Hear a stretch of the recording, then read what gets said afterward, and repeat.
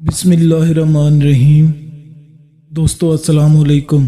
YouTube channel عبداللہ brothers پر خوش آمدید۔ دوستو اگر آپ چینل پر نئے ہیں اور آپ نے چینل کو سبسکرائب نہیں کیا تو اسے سبسکرائب کر لیں اور ساتھ موجود بیل کے آئیکن کو دبا لیں تاکہ ہماری ہر آنے والی نئی ویڈیو آپ تک پہنچتی رہے۔ حضرت آدم علیہ السلام کے دنیا میں آنے کے بعد ان کی اولاد دنیا میں خوب پھیلی پھولی،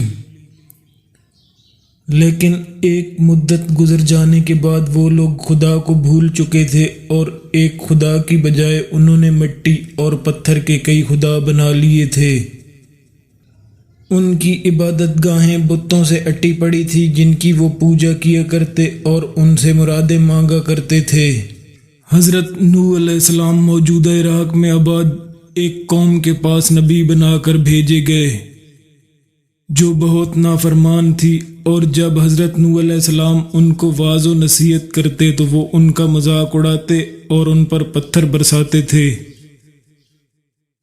حضرت نوح علیہ السلام نے اپنی قوم کو اللہ کے احسانات جتلا کر سیدھے راستے پر چلنے کی تلقین کی اور بری راہ سے منع فرمایا۔ ان کو یہ بھی بتایا کہ اگر تم ان بتوں کو چھوڑ کر ایک خدا کی طرف رجوع نہ کرو گے تو تم پر اللہ کا عذاب نازل ہو جائے گا،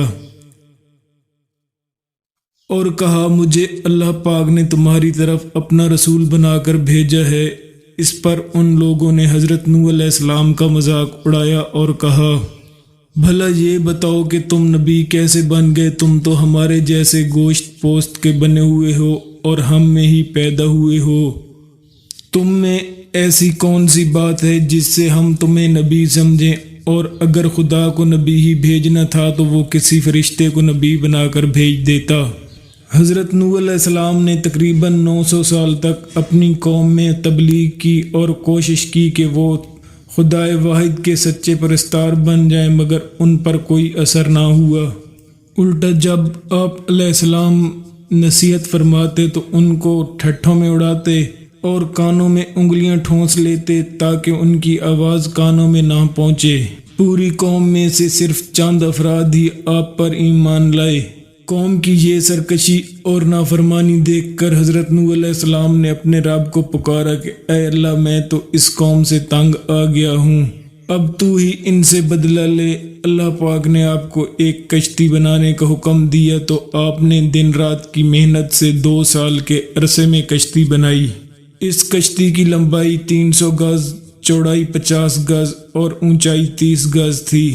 اللہ نے یہ بھی حکم دے دیا کہ دیکھنا، اب کسی کی سفارش نہ کرنا، میں ان پر ضرور عذاب نازل فرماؤں گا۔ حضرت نوح علیہ السلام خدا کے حکم کے مطابق کشتی بنانے میں لگ گئے۔ جب کشتی بن کر تیار ہو گئی تو اللہ نے حکم دیا کہ اپنے اہل و عیال اور ان لوگوں کو کشتی پر سوار کر لو جو مجھ پر ایمان لے آئے ہیں، اور ہر جانور کا ایک ایک جوڑا بھی کشتی میں رکھ لو۔ جب سب لوگ کشتی میں بیٹھ گئے تو اللہ کے حکم سے زمین کے سوتے پھوٹ پڑے۔ اس کے ساتھ ہی موسلا دھار بارش شروع ہو گئی اور زمین پر پانی بڑھنا شروع ہو گیا، یہاں تک کہ حضرت نوح علیہ السلام کی کشتی پانی میں تیرنے لگی۔ جب پانی بڑھنے لگا تو آپ نے دیکھا کہ آپ کا بیٹا پانی میں ڈوبنے لگا ہے، تو آپ نے اسے آواز دی کہ ابھی بھی آ جاؤ تاکہ خدا کے عذاب سے بچ سکو، مگر اس نے جواب دیا تم جاؤ، میں کسی پہاڑ کی چوٹی پر چڑھ کر اپنی جان بچا لوں گا۔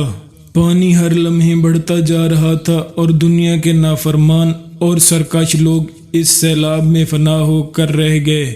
حضرت نوح علیہ السلام کی کشتی جودی پہاڑ کی چوٹی پر جا کر ٹھہر گئی۔ اس کے بعد خدا کے حکم سے سیلاب تھم گیا اور زمین نے سارا پانی اپنے اندر جذب کر دیا۔